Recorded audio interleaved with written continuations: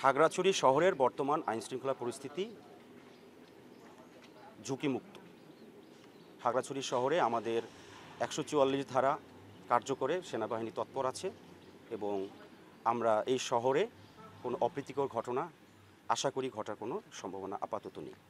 তবে একটা কুচক্রী মহল এই ন্যাক্কারজনক ধর্ষণের ঘটনার শুরু থেকে এই বিষয়টিকে একটি সাম্প্রদায়িক দাঙ্গা অথবা পার্বত্য এলাকাকে অস্থিতিশীল করার যে পরিকল্পনা করেছিল, যেটা অত্যন্ত ঘৃণ্য, তারা এখনও তৎপর আছে।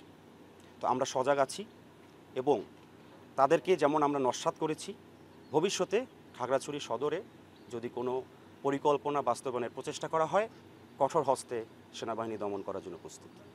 দেখেন, পরিস্থিতি অস্থিতিশীল করার চেষ্টা তো অব্যাহতই আছে।